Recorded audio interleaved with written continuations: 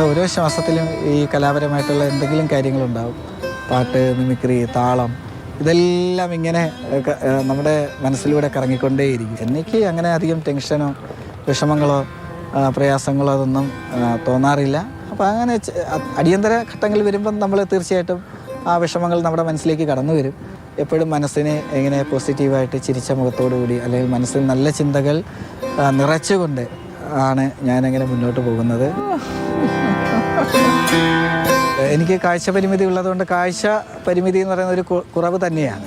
അപ്പോൾ ഓരോ കലാരൂപം, പ്രത്യേകിച്ച് നൃത്തം പോലെയുള്ള കലാരൂപങ്ങൾ, അതുപോലെ നമ്മൾ കൂടിയാട്ടം പോലെയുള്ള കലാരൂപങ്ങൾ അത് കണ്ട് ആസ്വദിക്കേണ്ട കലാരൂപങ്ങൾ. പക്ഷേ നമ്മുടെ ആ കുറവ് ഉള്ളത് കൊണ്ട് തന്നെ അത് നമുക്ക് കേട്ട് മാത്രമേ ആസ്വദിക്കാൻ സാധിക്കുകയുള്ളൂ.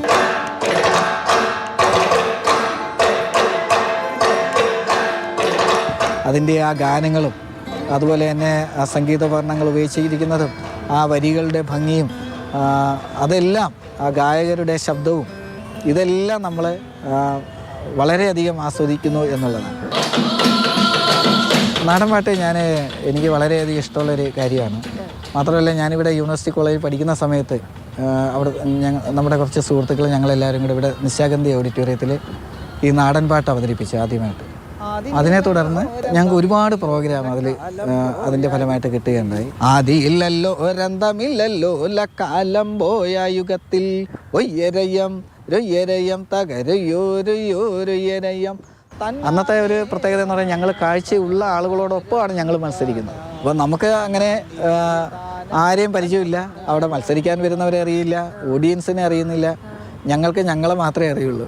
സാഗരങ്ങളെ പാടി ഉണർത്തിയ സാമഗീതമേ സാമസംഗീതമേ സാഗരങ്ങളെ. പലപ്പോഴും ഈ ഗായികമാരെ കിട്ടാനൊരു ബുദ്ധിമുട്ട് നേരിടുന്ന സമയത്ത് നമ്മളിങ്ങനെ അന്വേഷിച്ചപ്പോഴാണ് കൊല്ലത്തുനിന്നുള്ള ജയലക്ഷ്മി എന്ന് പറയുന്ന കുട്ടി, ജയ, നമ്മുടെ സ്വന്തം ജയ, അതാണ്. അപ്പോൾ അങ്ങനെ ജയ നമ്മുടെ കൂടെ പാട്ട് പാടാനായിട്ട് വരികയും ചെയ്തു. അങ്ങനെ ആദ്യത്തെ പരിപാടിയിൽ തന്നെ പാട്ടൊക്കെ കേട്ടു. അങ്ങനെ ഞങ്ങൾക്ക് എല്ലാവർക്കും ഇഷ്ടമായി, എനിക്ക് പ്രത്യേകിച്ച് ഇഷ്ടമായി.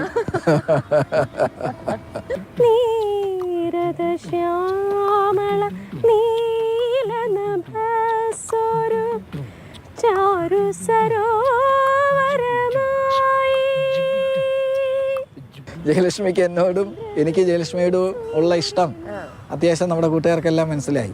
അതിനെ തുടർന്ന് ജയലക്ഷ്മിയെ കല്യാണം കഴിച്ച് എൻ്റെ ജീവിത സഖിയാക്കി മാറ്റി. അങ്ങനെ ഞങ്ങൾക്കൊരു മോനായി. കൃഷ്ണപ്രസാദ് മിടുക്കനായ ഒരു കുട്ടിയാണ്, കലാകാരനാണ്, മിമിക്രിക്കാരനാണ്. വെള്ളത്തുള്ളികൾ വീഴുന്ന ശബ്ദം, ഇപ്പം ശബ്ദമാണ് എൻ്റെ മാധ്യമം എന്ന് പറയുന്നത്. ഞാൻ ഇവിടെ മുഖ്യമന്ത്രിയാണ്, വയനാടാണ്. അപ്പം ഞാൻ ആ ഒരു സന്തോഷ വാർത്ത ഓനെ വിളിച്ചൊന്ന് നേരിട്ട് പറയാൻ വേണ്ടി ഫോണിൽ വിളിച്ചതാണ്. അപ്പോൾ ആ ശബ്ദത്തിലൂടെ പരമാവധി എല്ലാ കാര്യങ്ങളും കേൾക്കാനും ആസ്വദിക്കാനും തിരിച്ചറിയാനും ശ്രമിക്കുന്നു എന്നുള്ളതാണ്. ജീവിതത്തിലുണ്ടാകുന്ന ചെറിയ പ്രയാസങ്ങളെ പോലും വലിയ പ്രശ്നവും പ്രതിസന്ധിയുമാക്കി കാണുന്നവരാണ് നമ്മൾ. പക്ഷേ ഏറ്റവും വലിയ പരിമിതിയെ ഒരു പുഞ്ചിരിയോടെ നേരിട്ട് കലയെ നെഞ്ചോട് ചേർത്ത് വെച്ച് ഉത്സവമാക്കി മാറ്റുന്ന ഇവരാണ് യഥാർത്ഥത്തിൽ കലാകാരന്മാർ. ക്യാമറമാൻ ബിജു വി എസിനോടൊപ്പം കാർത്തിക മഠത്തിൽ, മാതൃഭൂമി ന്യൂസ്.